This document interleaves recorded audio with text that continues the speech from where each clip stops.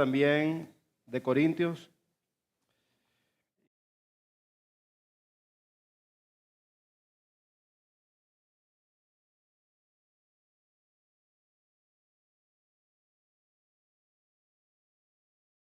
También escuchar, porque también somos ovejas y necesitamos de la palabra del Señor. Amén. Así como lo dijo mi hermano pastor, soy uno de los pastores de la Iglesia Bautista Trono de Gracia en Venezuela, esposo, padre de uno, y por la gracia del Señor me ha llevado a servir al pueblo de Dios en nuestra amada nación Venezuela. Así que mis hermanos, sabiendo esto, voy a pedir que me acompañen al capítulo 4 de Efesios. Hoy vamos a estar viendo el verso 7 al verso 16. Lo voy a hacer desde Reina Valera, pero ustedes me pueden acompañar de la versión que tengan. Vamos a leer el texto y vamos a orar.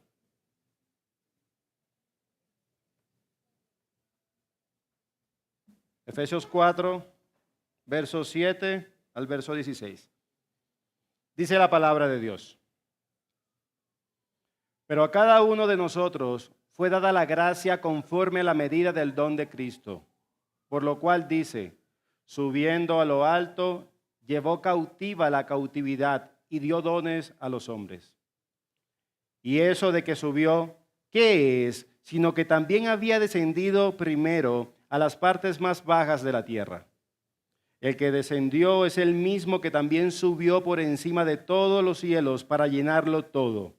Verso 11.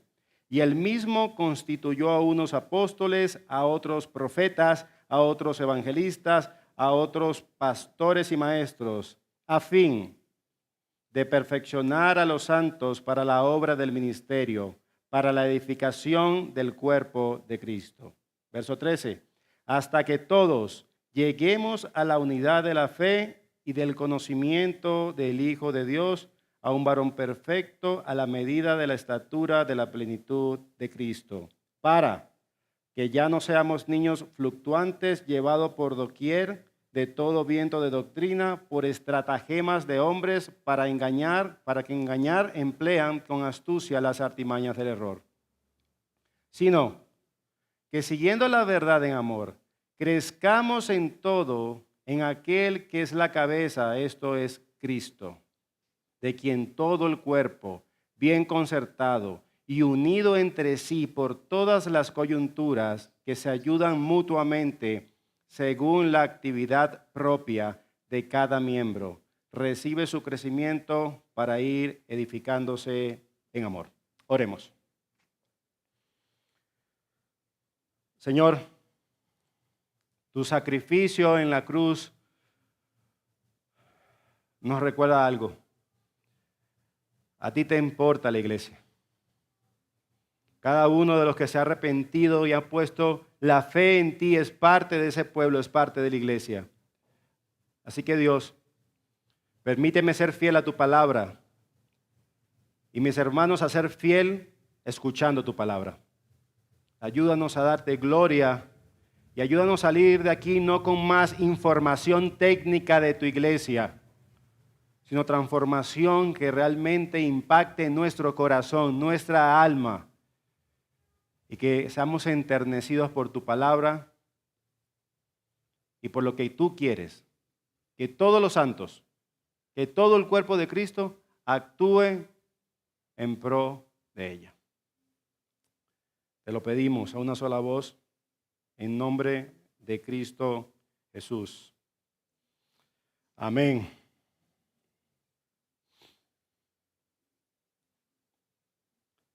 ¿Qué pasaría si mañana decidieras irte de esta iglesia y absolutamente nada cambiara? Nadie crece menos. Nadie siquiera nota espiritualmente hablando que te fuiste. La iglesia sigue avanzando exactamente igual como lo está haciendo hasta ahora. Y ahora permítame hacerlo aún más personal, hipotéticamente hablando.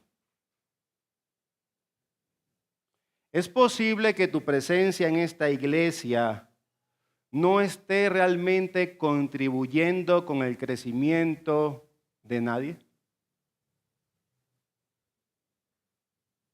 Vienes, escuchas, dices amén, cantas, lloras y te vas.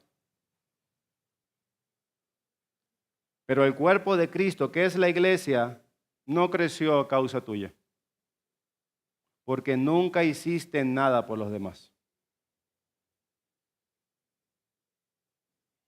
Y la pregunta que nos debemos hacer, ¿es esto normal? ¿Es esto lo que Cristo diseñó que fuéramos dentro de la iglesia?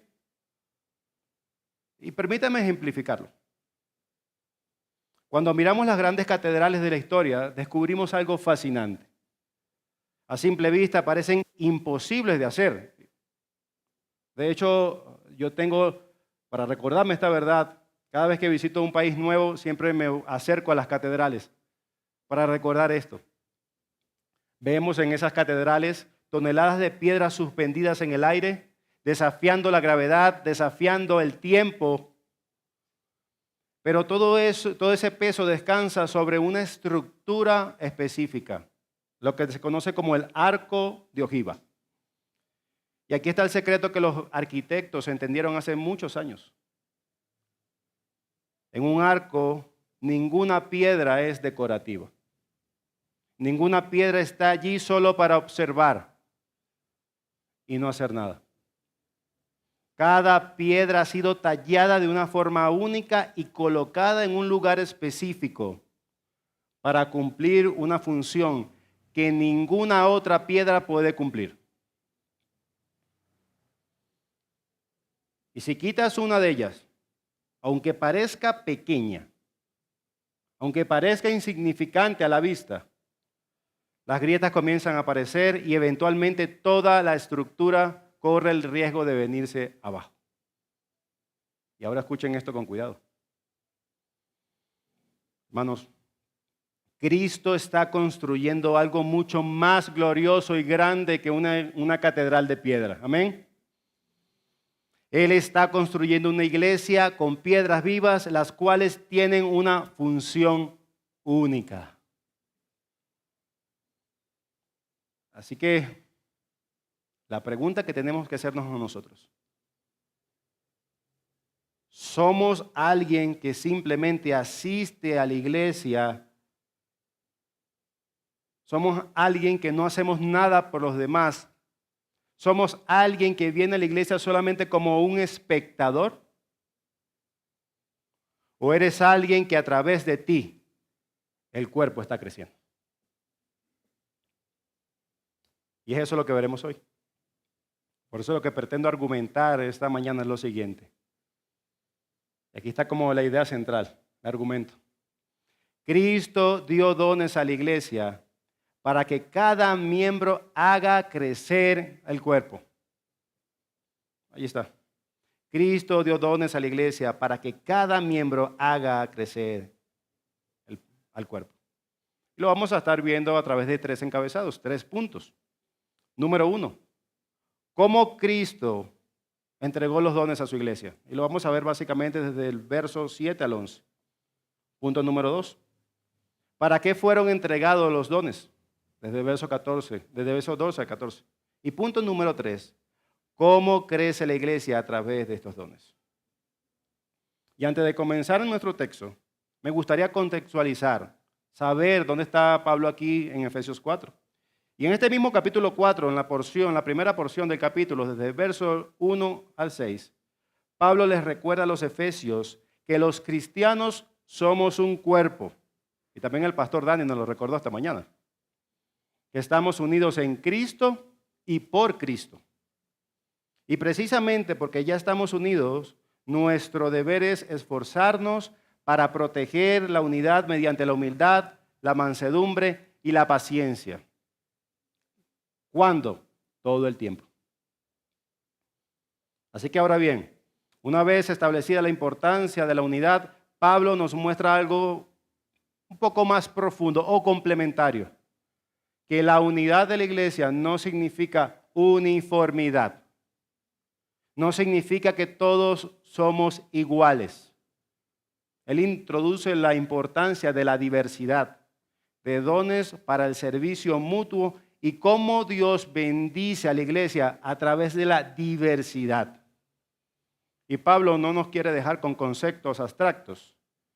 Él nos enseña de manera concreta en este texto. Él nos enseña y nos muestra dónde brotan esos dones, para qué y cómo hacen crecer al cuerpo de Cristo. Lo que nos lleva a nuestro primer punto. ¿Cómo entregó Cristo estos dones a su iglesia? Verso 7. Pero a cada uno de nosotros, hablando de la iglesia, fue dada la gracia conforme a la medida del don de Cristo. Y fíjense, como buenos estudiantes de la Escritura que debemos de ser, y yo sé que el pastor Álvaro y el pastor Dani se esfuerzan en eso, vemos cómo contrasta el verso 6 al verso 7. Y lo vemos aquí. Un Dios y Padre de todos, el cual es sobre todos y por todos y en todos. Es como si Pablo nos muestra primero una imagen satelital de la iglesia. Un todo. Esa es la unidad corporativa, el todos como un solo bloque. Todos. Pero en el verso 7 cambia el lente. Lo cambia por uno microscópico. Pero a cada uno de nosotros. De todos pasa a cada uno de nosotros. Fue dada la gracia conforme a la medida del don de Cristo. Y aquí está la clave. La unidad no es uniformidad. No es el igualitarismo comunista. Hermanos, no somos productos de una fábrica asiática que somos réplicas del uno al otro. Somos más bien como los copos de nieve. ¿Han estudiado un poco sobre los copos de nieve? Son hermosos, únicos e irrepetibles. En un sentido, entonces, somos los copos de nieve de Dios. Únicos, hermosos e irrepetibles. Así que mi hermano, mi hermana, eres único porque Dios nos diseñó diversos. Mira a quien tienes al lado. Por un segundo. Vaya que somos diversos, ¿cierto? Esta es la bendición de la diversidad. Y esa gracia de la que habla en el verso 7 no es solo para tu salvación personal. Es cierto, por gracia hemos sido salvados. Pero según el contexto, esta gracia que Dios da a través de Cristo es una gracia también para servir al otro. Dios te salvó y lo podemos ver como si fuese una línea, seguir esta idea. Dios te salvó en Cristo, te unió un cuerpo y en ese mismo instante te equipó y te diseñó con una capacidad única para servir a los demás en la iglesia que el Señor te ha puesto a servir hoy. Y el resultado de eso es contundente. En el diseño de Cristo no existe tal cosa como los desempleados espirituales del reino. No hay cristianos que sirvan y otros que no sirvan. Todos sirven a su hermano. No existe la división entre los que sirven y los que observan a otros servir. En este cuerpo, ¿eres parte de la función o estás impidiendo el movimiento? De hecho, todos conocemos que cuando el cuerpo se paraliza es porque el cuerpo está enfermo. Si hay una parte del cuerpo que está paralizada es porque el cuerpo está enfermo. Un cuerpo sano tiene movimiento y se ayuda uno al otro. Todos servimos de múltiples maneras en la iglesia local porque Dios nos ha bendecido de múltiples maneras. Así que no sirves a Dios porque Dios te deba algo. Sirves a Dios porque Él ya te lo dio todo en Cristo. Así que esa idea de que sirvo a mis hermanos para tener un saldo positivo a mi favor cuando le pido cosas a Dios, Señor, bendíceme porque ayudé a tal hermano. Y nosotros podríamos decir, eso jamás ha pasado por mi corazón. Mira, mi hermano, eso puede pasar por los pastores, por los diáconos, por los ujieres, por todos. ¿Cómo luce eso en la práctica? Yo puedo creer la falsa mentira de porque yo soy un pastor, dedico 15, 20 horas a la semana para preparar un sermón de domingo, que atiendo consejerías, que no duermo muchas veces por la preocupación de la iglesia. Yo puedo creer que eso es un saldo positivo para que cuando yo le ore a Dios por mis necesidades personales, Él tiene que contestarme, Señor, bendíceme porque ayudé a mis hermanos de esta manera. Yo sirvo a Dios porque Él ya me lo dio todo. Esto le puede pasar también a los diáconos. Mira, Señor, cómo me sacrifico por misericordia de Dios. Por favor, escucha mi oración. Esto le sirve también a los ujieres. Señor, mira la manera que yo sirvo en la iglesia local de manera práctica. Vengo temprano, acomodo las sillas. Yo te sirvo como ningún otro en la iglesia. Por eso, cuando te pido algo, por favor, mira lo que hice por aquel. Eso puede lucir en manera práctica en cualquier área de nuestra vida. Los que visitan, los que aman, los que llaman constantemente a los hermanos, como si estuvieses acumulando un saldo a favor para que Dios te escuche. Ese no debe ser el motivo por el servicio. Nosotros servimos a nuestros hermanos replicando al Señor. Y el Señor nos lo dio todo, no un pedacito de Cristo. Absolutamente Cristo se entregó todo por nosotros. Servimos porque fuimos diseñados para eso. Y escúchalo bien. Retener tu servicio, no servir a tu hermano, es un robo. ¿Lo había visto así? No servir a tu hermano es un robo. Somos unos ladrones espirituales si no servimos a la iglesia local. ¿Por qué? Porque le estás robando a la comunidad de los santos lo que Cristo depositó en ti para bendecirlos a ellos.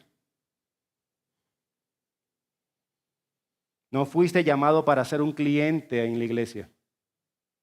La iglesia no es Netflix, que pagas una suscripción y empiezas a consumir sin límite.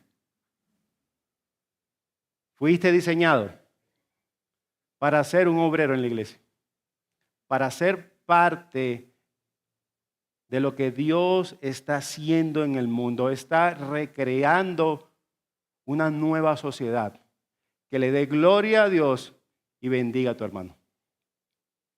Así que si te preguntas, ya va, pastor,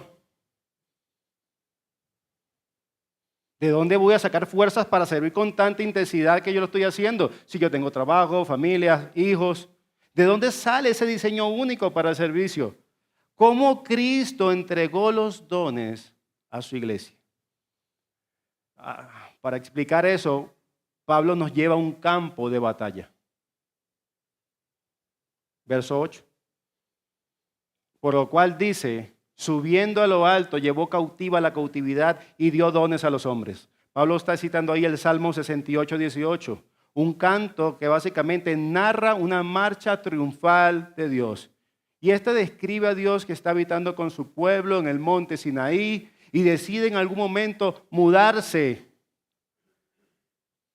a otra montaña, que es la montaña del Sinaí, que se conoce como, que la montaña del monte Sión, que es lo que se conoce como Jerusalén. Y mientras Dios está mudando, todo el pueblo lo sigue con panderetas, glorificando al Señor. En ese camino aparecieron varios de sus enemigos y se opusieron a él. Pero ¿quién se puede oponer a la mano del Señor? Así que Dios fue venciendo a cada uno de esos enemigos, ganando en cada batalla. Y cada batalla ganada les arrebataba lo más precioso que un enemigo puede tener. Les arrebataba a hombres y a mujeres como botín de guerra. Ahora son míos. Y los llevaba cautivos. Y estos cautivos eran la prueba viviente que el rey había vencido y había ganado. Y miren la genialidad de Pablo, o más bien la genialidad del Espíritu Santo. Él toma ese salmo, Salmo 68, y dice que ese guerrero victorioso es Jesús, porque Jesús es Dios. Y el guerrero victorioso que en la cruz aplastó a sus enemigos, para hacerlo tuvo que descender, como dice el verso 9, a esta tierra, humillarse hasta la muerte para pagar por nuestros pecados, desarmando allí mismo todas las huestes del mal. Pero la historia no terminó en la tumba. Él resucitó y ascendió, como dice el verso 10, por encima de todos los cielos para llenar todo, absolutamente todo con su autoridad. Así que Cristo subió a lo alto y liberó a los cautivos de Satanás y los hizo sus propios cautivos, ahora siendo los cautivos, esclavos de Cristo.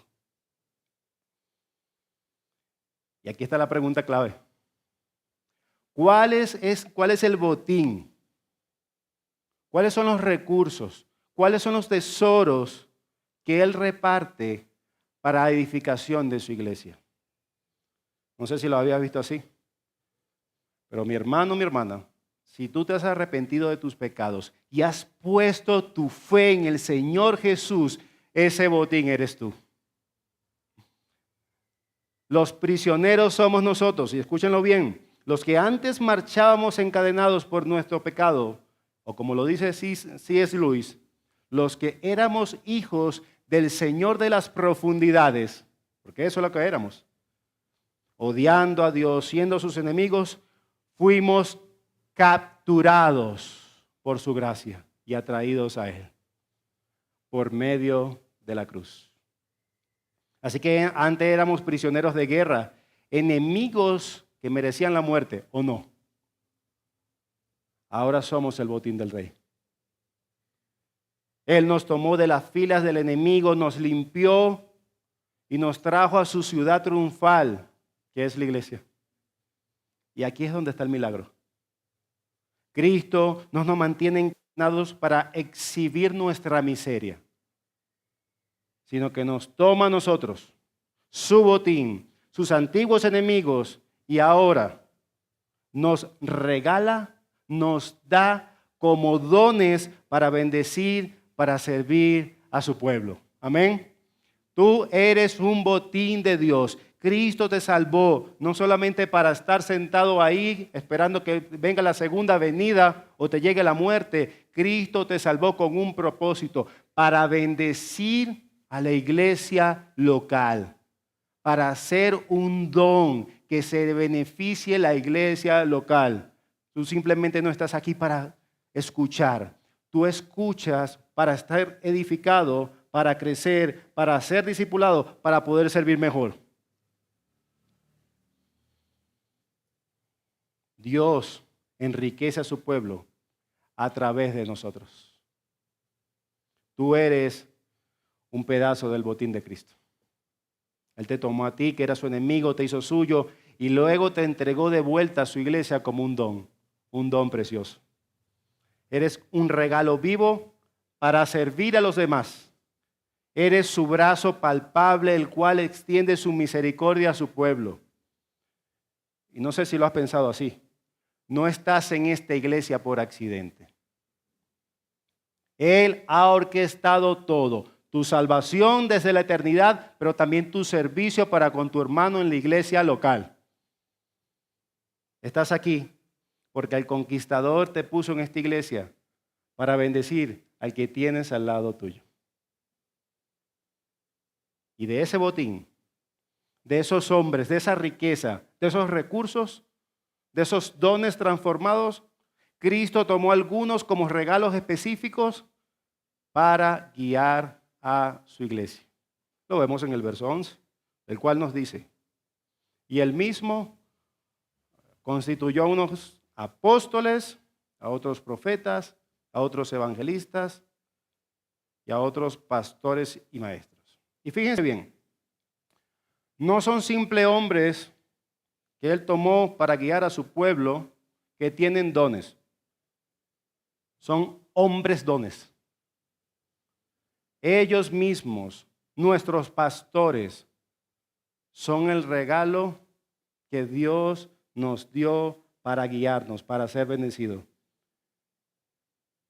¿Has visto a tus pastores así? Porque eso es lo que dice la palabra de Dios. Tus pastores son un regalo. En la mente de Dios, en el diseño de Dios, sin una iglesia local, morirás. Y como Dios te ama tanto, te salvó, pero te salvó y te unió a una iglesia y te da hombres, te da regalos con dones para guiarte, para servirte, para que te parezcas más a Jesús. Cristo los libertó a sus pastores de Satanás y los hizo sus cautivos y luego los entregó a la iglesia para que ella no estuviese huérfana de dirección. Si hay algo que nos duele en nuestro corazón ver a huérfanos, ¿cierto? A estas instituciones profundas de huérfanos, pues Dios no nos dejó así, no nos dejó huérfanos de dirección, nos dio hombres como regalos. Y estos regalos, permítanme describirlo un poco, son los apóstoles y profetas. Es como el botín de la primera generación.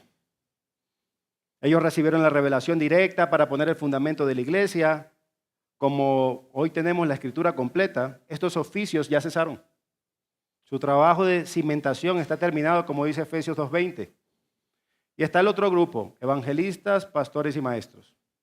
Alguien decía que los evangelistas son quienes se refieren a aquellos que tienen el don de la proclamación del evangelio de Cristo de una forma más amplia que el resto de la iglesia. Y el otro grupo son pastores y maestros. Y aparece en el original realmente como un solo grupo, pastores maestros. No son dos oficios separados, es uno solo. Aquellos en un sentido que enseñan pastoreando o pastorean enseñando el edificio hecho por piedras vivas. Así que lo que Pablo quiere decir y quiere que entendamos nosotros es que tus pastores no son tus empleados. Ellos son parte del botín que Cristo conquistó en la cruz. Cuando escuchas a un pastor maestro fiel, cuando te expones a la palabra de Dios, yo creo que pasa algo en nuestro corazón. Esta mañana estaba hablando con Miguel, su diácono, le decía que nosotros perdemos el asombro por lo que Dios nos da. Una de las cosas yo le puedo preguntar, ¿cómo se sintieron cada uno de ustedes el primer año cuando se arrepintieron de sus pecados y creyeron en el Señor? Era un fuego que prácticamente consumía a todos, ¿cierto? ¿Por qué? Porque estábamos asombrados que un Dios tan magnífico, tan magnánimo, tan sublime, tan glorioso, tan puro, hubiera mirado a hombres y mujeres pecadoras como nosotros. Y eso causó algo, asombro. Pero eso no es diferente hoy. Siguen teniendo el mismo Dios magnánimo, magnífico, glorioso. ¿Pero qué pasó? Perdimos el asombro. Hermanos, cuando nosotros escuchamos a un pastor maestro fiel, no estás escuchando simplemente un hombre con un talento de comunicación. Estás disfrutando de un regalo que el guerrero victorioso Jesucristo te envió directamente a ti desde su trono de gloria para que no camines solo. Deberíamos estar asombrados por eso, que Dios nos ame tanto. Y ahora nos lleva a una pregunta lógica e inevitable. Si el rey se tomó tantas molestias en descender, en pelear, en vencer la muerte, ascender al trono y repartir este botín de hombres dones a su iglesia, si se tomó esas molestias, ¿para qué lo hizo? ¿Cuál es el objetivo final? Que tú seas un regalo para la iglesia y que tus pastores sean un regalo para ti. ¿Cuál es el objetivo? Esto nos lleva a nuestro segundo punto. ¿Para qué fueron entregados los dones? Verso 12. A fin, para. perfeccionar a los santos para la obra del ministerio, para la edificación del cuerpo de Cristo. Así que los pastores maestros fueron entregados a la iglesia según el verso 12, según la palabra de Dios, según el arquitecto de la iglesia, para equipar a los santos, para perfeccionar a los santos para la obra del ministerio. Escúchalo bien, los pastores no hacen solos la obra del ministerio. Los pastores no hacen la obra del ministerio.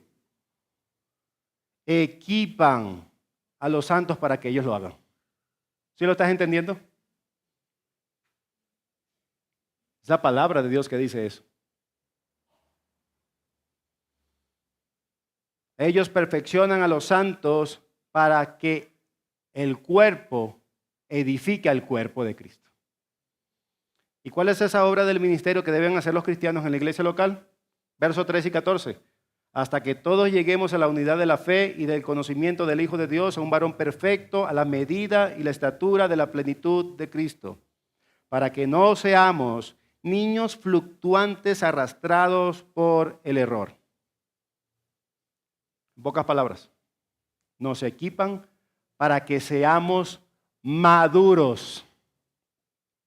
Los pastores y maestros equipan a los santos para que maduremos.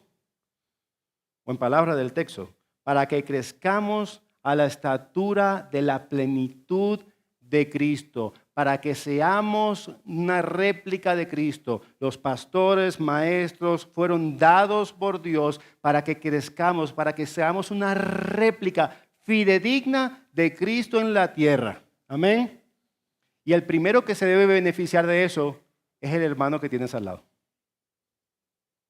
Así que esa idea, con un contexto cultural moderno, de que mi vida me pertenece, eso es falso. Yo creo que esto es una verdad chocante para el cristianismo. Tu vida, mi vida, nunca se ha tratado de ti. Fuimos creados incluso en la creación de Génesis para su gloria. Vino el pecado, pero como Dios no permitió que su propósito se desvirtuara, mandó a Cristo nuevamente para ser recreados en Cristo, para vivir para su gloria y disfrutar de Él para siempre. Se nos dio pastores para que crezcamos a la plenitud de Cristo.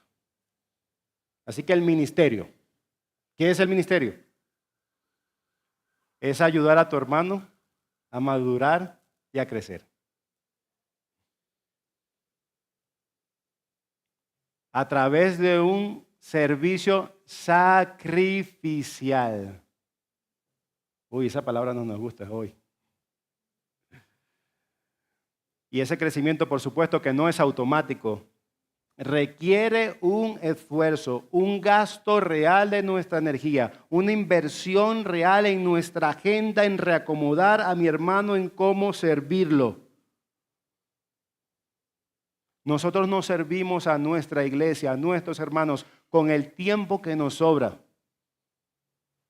Nosotros armamos, el que está intencional, el que entiende esto, el que entiende su llamado, arma su agenda en beneficio de su hermano.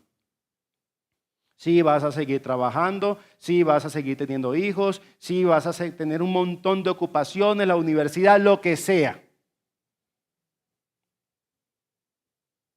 Pues si este es tu propósito principal, servir a tu hermano, el día sigue teniendo 24 horas y puedes ajustar a tu agenda. Esto puede lucir de alguna manera o de muchas maneras. No estoy diciendo como esto es una lista perfecta de cómo servir a tu hermano. De hecho, puedes estar pensando en este momento en alguien cercano a ti que quizás lo puedes haber servido mejor. Piensa en esas cosas. Este trabajo requiere esfuerzo. Es la energía de morir al yo cada día por el beneficio de mi hermano.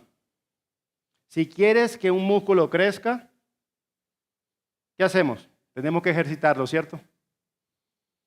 En la vida espiritual, ese ejercicio es el servicio. Así que no crecemos, cuando todo es cómodo. De hecho, no sé si se usa la misma palabra aquí, eso se conoce en Venezuela como sedentarismo.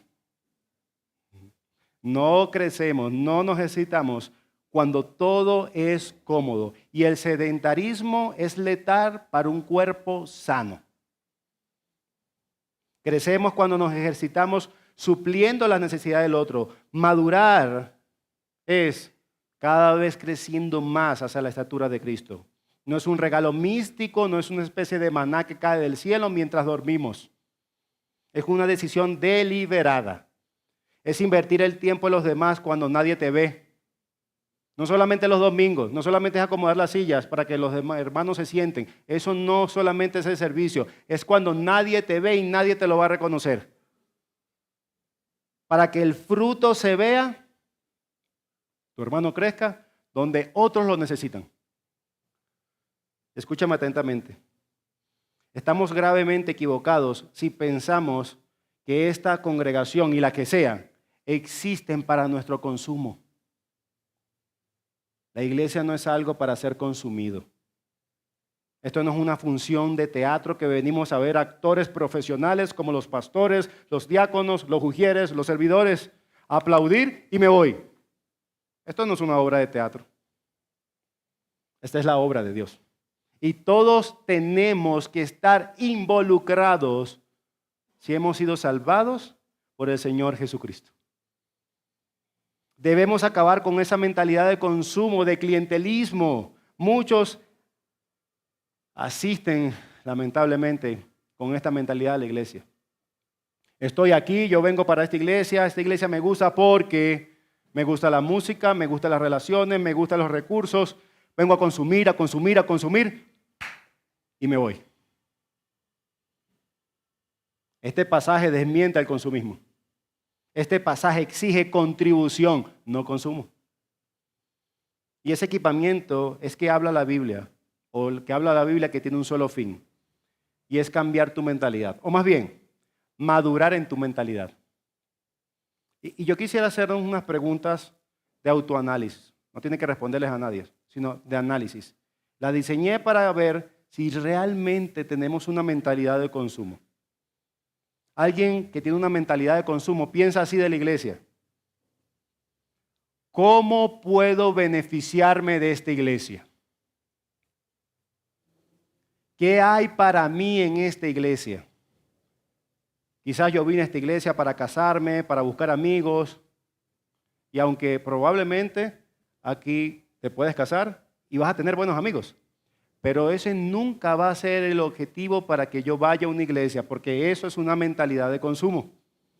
Otra mentalidad de consumo, ¿qué gano yo con asistir todos los domingos? ¿Vale la pena invertir mi tiempo aquí realmente? ¿Me compensa el esfuerzo de estar aquí o podría hacer otras cosas productivas para mi propio reino? Pues la madurez llega cuando esas preguntas mueren y nace una mentalidad de servicio. Ahora, ¿cómo piensa alguien que quiere servir? Haciéndote estas preguntas. Cuando llega a la iglesia, siempre piensa, siempre se pregunta, ¿qué puedo dar? ¿A quién puedo servir? ¿A quién puedo bendecir hoy? ¿Dónde está la necesidad que nadie ve para cubrirla yo? ¿Cómo mi presencia en esta iglesia local puede sumar al cuerpo de Cristo? ¿Cómo puedo vaciarme en beneficio de mi hermano? ¿Cómo puedo entregarme sacrificialmente por otro? ¿Cómo puedo ser como Jesús? Y la pregunta más importante, la que define a un cristiano maduro. ¿Cómo puedo servir a mi hermano para que él crezca a la plenitud de Cristo y sea cada día más como él? Hermano, la obra del ministerio no es venir a llenar un asiento vacío. Es convertirte en el puente para que el hermano que tienes al lado alcance su madurez. Y tú eres un ministro de Dios.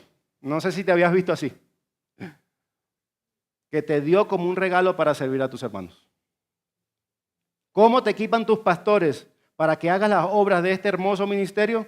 Pues principalmente a través del servicio de la enseñanza y el cuidado, haciéndote entender que Dios te dio como un regalo, como un don para la iglesia, para que suplas la necesidad de tu hermano que tienes al lado. Y muchas veces entendemos esto en nuestra teología informativa en la cabeza. A veces somos tan robustos intelectualmente, pero nuestro corazón y nuestra vida están lejos de esta realidad.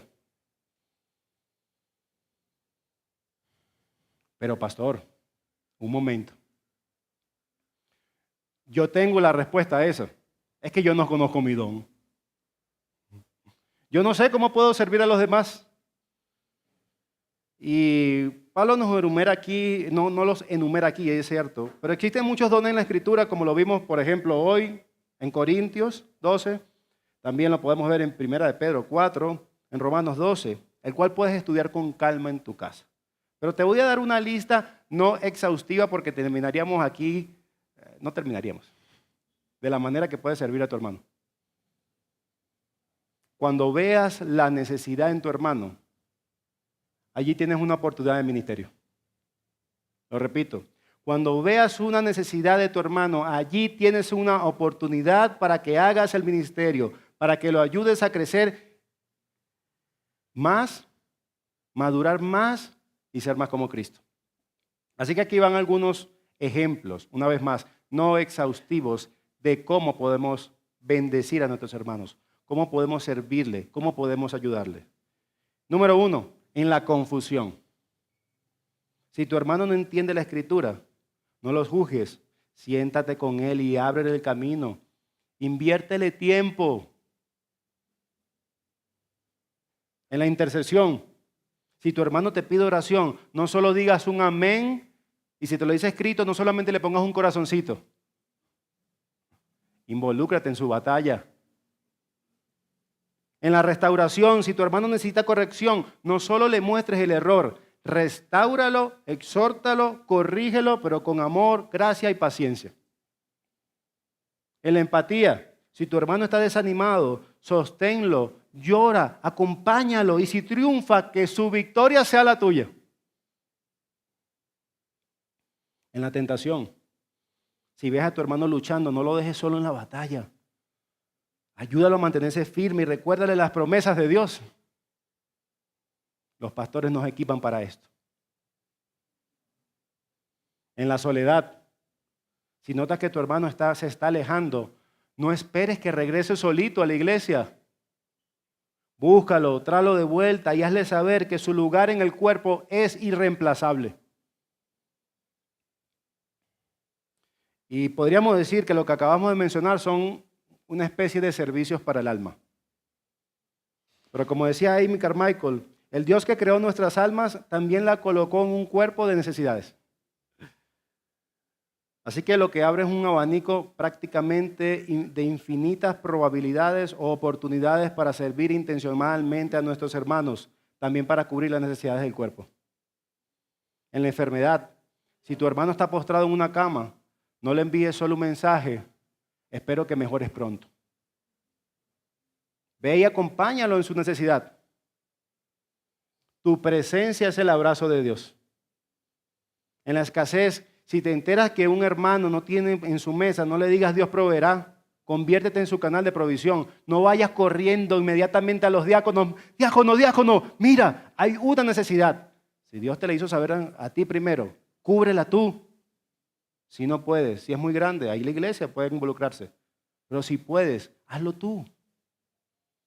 En la mayordomía, sigue tu dinero. ¿Qué quiero decir con eso?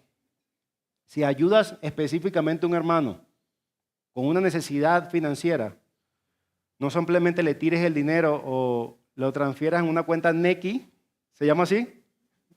Lo transfieras y te desentiendas. No hagas eso. Invierte tu corazón, pregunta cómo llegó ahí, ofrécele consejo, simplemente aliento. En el agotamiento, si ves a una familia joven o un padre o una madre soltera que ya no puede más por el cansancio, por los niños, No solo le digas, wow, qué fuerte eres, yo no lo pudiera hacer. Ofrécele cuidar a los niños. Dale un par de horas para que descansen o para que se encuentren a solas con Jesús. Esos primeros años son difíciles. Recuerda, en el reino, el descanso del hermano es la responsabilidad también de la familia. En las tareas pesadas, si un hermano anciano o una hermana que vive sola necesita mover un mueble, pintar una habitación o arreglar una fuga, no esperes que contrates a alguien. Reúne a 2 o 3 valientes y ve a hacerlo tú.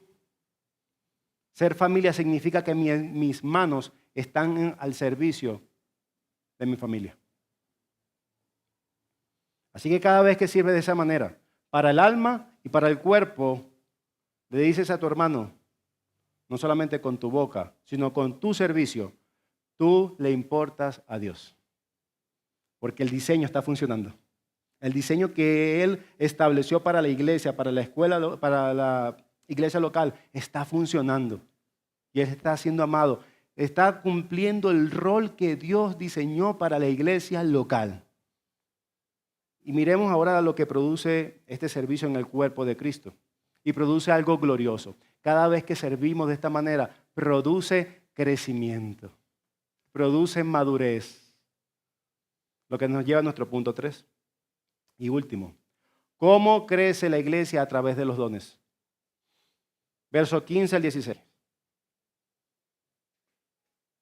Sino, 15, que siguiendo la verdad en amor, crezcamos en todo aquel que es la cabeza, esto es Cristo, de quien todo el cuerpo, bien concertado, unido entre sí, por todas las coyunturas, se ayudan mutuamente según la actividad propia de cada miembro y recibe su crecimiento para ir edificándose en amor. Y aquí está la clave en el verso 16. Bien concertado, unido entre sí, por todas las coyunturas que se ayudan mutuamente, según la actividad propia, según como Dios haya bendecido a ese hermano o a esa hermana, para que cada miembro, o que cada miembro recibe su crecimiento, para ir edificándose en amor. Permítame una vez más ilustrarlo. La Biblia habla de coyunturas, que son puntos de unión. Imagina que cada uno de nosotros es una pieza de tubería, y aquí me voy a arriesgar. Todos saben que es una tubería, ¿cierto? Y los puntos de unión, ¿saben que es un codo? Que es un nipple, una unión. Míralo así. Si todos somos una tubería, si te desconectas de lo demás, el agua se detiene. No solamente se trata de ti, se trata de los demás. El problema de no estar en esta conexión vital con la cabeza, con tus hermanos, no es solo que no das, es que dejas de recibir. La vida viene de Cristo, la cabeza, y esto es cierto. Pero Él diseñó que la vida fluya a través de sus miembros. Que esa agua fluya como tuberías a través de sus miembros. Así que si tú no estás conectado, estás bloqueando la bendición que Dios quería pasarle a otros a través de tu servicio. Si tú no estás conectado con tu iglesia local, si tú no estás sirviendo, estás obstaculizando para que tu hermano sea beneficiado por la cabeza que es Cristo. Así que mi hermano, mi hermana, no te desconectes. No te aísles. Te haces daño tú y haces daño al cuerpo de Cristo. Alguien lo ha afirmado de esta manera, que cada vez que nosotros nos desconectamos de la iglesia, estamos haciendo el papel de Satanás porque estamos hiriendo al cuerpo de Cristo que Dios diseñó para cuidar.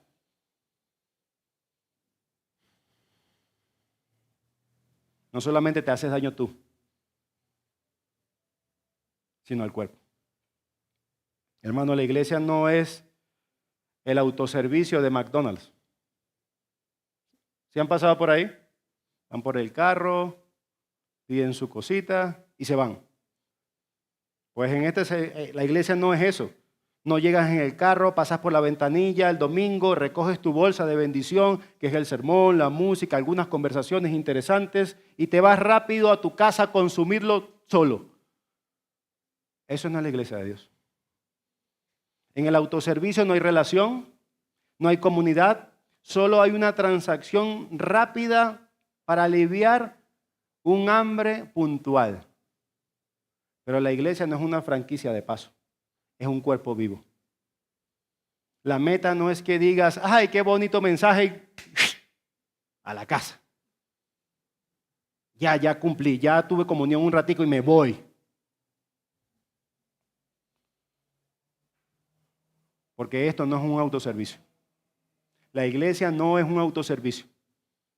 Así que la meta es que la palabra produzca un eco durante la semana de estas verdades. Que tu lectura bíblica de mañana al lunes no solamente es para ti, recuérdalo. Es para que cuando el miércoles llames a ese hermano que está débil, tengas algo que decirle, que traspasarle de Dios. Los corazones de los miembros deben absorber la palabra el domingo, los miércoles, los viernes, cuando sean, y proyectarla a sus hermanos el resto de la semana. Así que, ¿qué hemos visto hoy? No eres un espectador, eres el botín de la victoria de Cristo. Él te conquistó en la cruz y te regaló la iglesia para bendecirlos. No eres un cliente, eres un ministro en formación.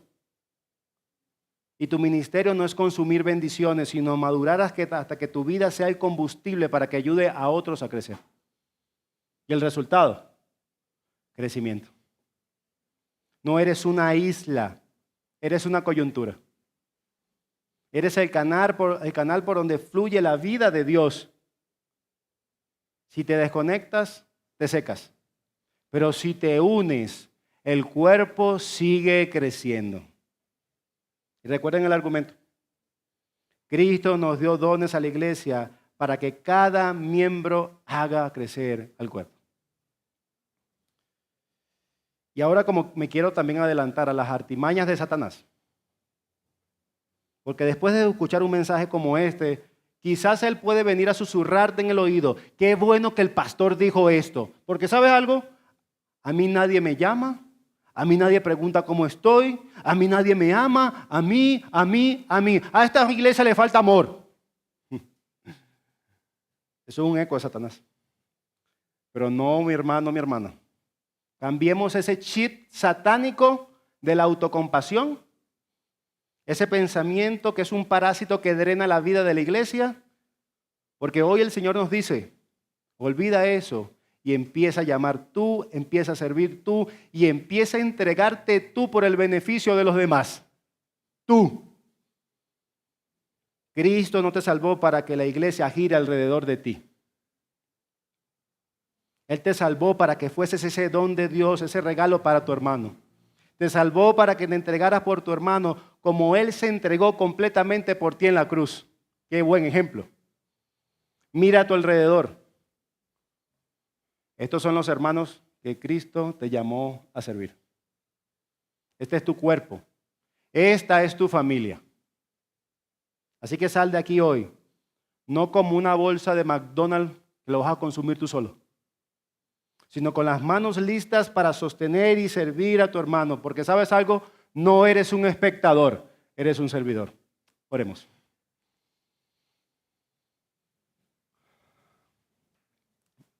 Señor, qué clara es tu palabra con lo que nosotros tenemos que hacer. Permítenos absorberlo y permítenos ser parte del cuidado amoroso que tú empezaste en la cruz y que se expande en tu iglesia. Ayúdanos a darte gloria, ayúdanos a servir, a amar y por favor, haznos conscientes de la gracia que ya depositaste en nosotros por medio de Cristo para hacer esto. Así que por favor, te lo suplico, bendice a esta iglesia, bendícela con que tu palabra realmente habite, se acune en ellos. Te lo suplico porque todos seguimos necesitando seguir creciendo en esto. Te lo pedimos en nombre de Cristo Jesús. Amén. Amén.